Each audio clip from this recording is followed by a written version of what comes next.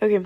Hej Hanne, og i dag vil vi gerne vise sætning 2, som er på side 114, og det er et bevis, der lyder sådan her.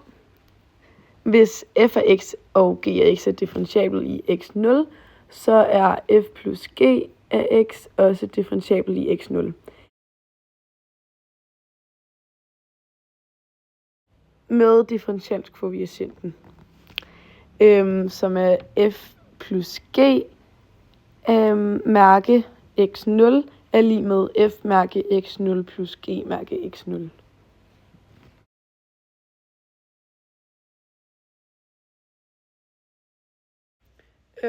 Så vi ved altså, at hvis f og g er differentiable i x0, så betyder det, at det er det samme, når h er gående mod 0, som vi skriver op på den her måde.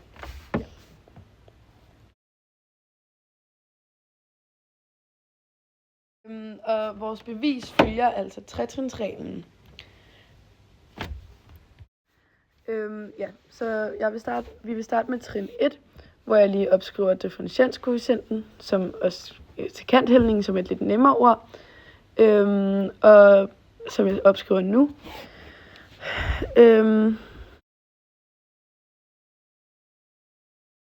Og nu vil vi så sætte f plus g af x er 0 ind.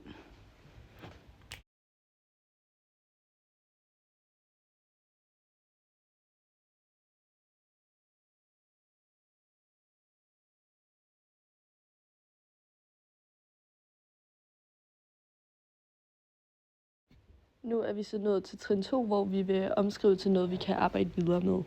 Og det første, vi egentlig gør, er egentlig bare, at vi separerer f'erne og g'erne, så de er separate.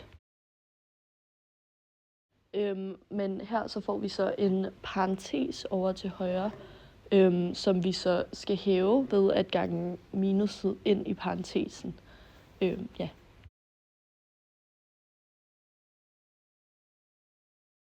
Og da vi ved, at rækkefølgen på, om vi plusser og minuser op i tælleren er ligegyldig, så vælger vi at rykke rundt, så vi ligesom får samlet f'erne og g'erne. Det gør vi nemlig, så vi kan bruge brøkregnereglen, der siger, at hvis en brøk har en fælles nævner, så kan man splitte ledene op i 2, som er det, vi gør her. Okay, så nu er vi ved trin 3, hvor vi lader h gå mod 0. Og vi finder grænseværdien af begge led.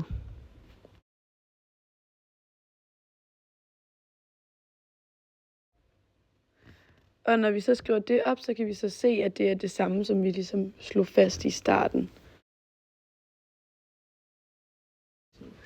Altså hvis vi lader h gå mod 0, er det det samme som f mærke x0 plus g mærke x0. Og derved, nu har vi så bevist, at hvis fx og gx er differentiable i x0, er f plus gx også differentiable i x0. Med differentialkoefficienten f plus g mærke x0 er lig med f mærke x0 plus g mærke x0.